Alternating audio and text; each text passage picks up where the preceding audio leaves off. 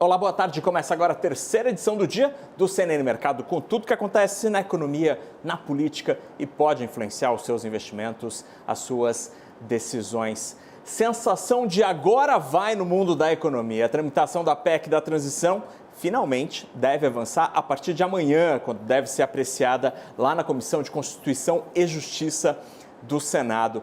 A tramitação pode até ter avançado ou sinalizar algum avanço, mas a discussão sobre a tão falada desidratação parece que essa não veio, pelo menos até agora. E isso incomoda o mercado financeiro, que está castigando os ativos na tarde desta segunda-feira. O dólar está subindo quase 1% a R$ 5,26 e a Bolsa perde mais de 1,5% nesta tarde. No mercado de juros, como você vê na tela, praticamente todos os vencimentos com alta das taxas. As notícias sobre a PEC vieram hoje com o senador Marcelo Castro, o relator do orçamento. E a má notícia para o mercado é que o valor relacionado à PEC não foi alterado, pelo menos até agora, e seguem os quase 200 bilhões de reais fora do teto. Entre os economistas, havia expectativa de que esse valor fosse reduzido ou desidratado, como dizem por aí, para alguma coisa mais perto de 150 ou até 100 bilhões de reais. A única alteração, segundo o senador, foi sobre o prazo. O texto original propôs tirar o Bolsa Família para sempre do teto de gastos,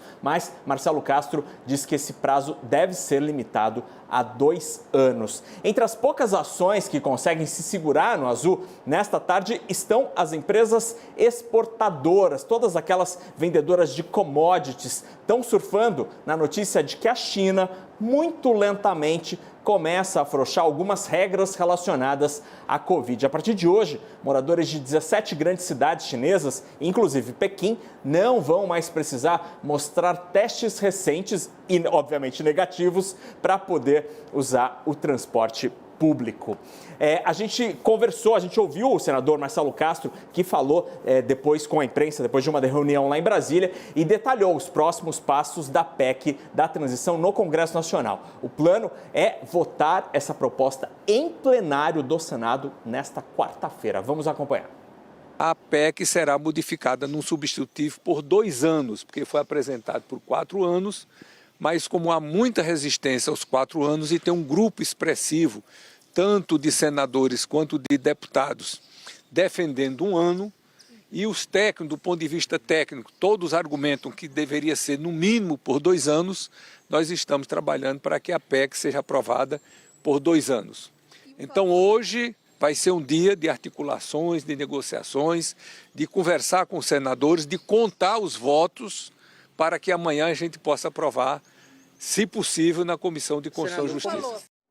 Está otimista o senador, hein? Outro assunto em destaque no noticiário econômico é a transição na Petrobras. Hoje o senador Jean Paul Prats, cotado para assumir a presidência da estatal no governo Lula, e Maurício Tolmasquim, que é o presidente do grupo de transição dessa área de Minas e Energia, tiveram uma reunião com representantes da Petrobras. Essa notícia está em destaque no site da CNN. Minha colega Priscila Yasbeck conversou com um dos membros desse grupo de transição, o Rodrigo Leão, e ele disse que o principal diagnóstico do grupo é que o plano estratégico da estatal não comporta 2 promessas da campanha de Lula. E eles sugerem mudanças nas diretrizes da companhia em 2 pontos. Ponto número 1, foco de atuação, para que a empresa possa se dedicar mais às energias limpas. E foco 2, desinvestimentos devem ser repensados, como, por exemplo, a venda de ativos. Nesta tarde, como você vê na tela, as ações da Petrobras estão operando em alta perto de 0,5%. Agora a gente volta a falar do Ibovespa, o índice da Bolsa de São Paulo, porque a rentabilidade do Ibovespa nos meses de dezembro tem sido, na sua grande maioria das vezes, positiva desde 1999. Em 23 anos, o Ibovespa só caiu em 6 oportunidades em dezembro, só em 6 meses de dezembro. E atualmente, a gente está num período de 3 anos consecutivos de dezembros positivos, azuis, lá na Bolsa de São Paulo. É um mês em que normalmente tem uma efervescência de pessoa física na Bolsa, que ganha o 13º, por exemplo, e pega uma partezinha da grana para comprar ações e investir refletir lá no mercado. Também tem um movimento de investidores institucionais que acabam fazendo o reposicionamento das carteiras dos investidores institucionais e eles ficam ali olhando o fechamento anual. Isso pode influenciar o mercado. Obviamente é muito difícil cravar se a gente vai ter em 2022 um mês positivo ou não. É um ano muito atípico. Tem Copa, eleição complexa, insegurança sobre a equipe econômica e isso tudo bota um monte de pontos de interrogação na nossa frente, não dá para saber. O fato é, seja positivo ou negativo, o mês de dezembro a gente vai saber aqui no CNN Mercado.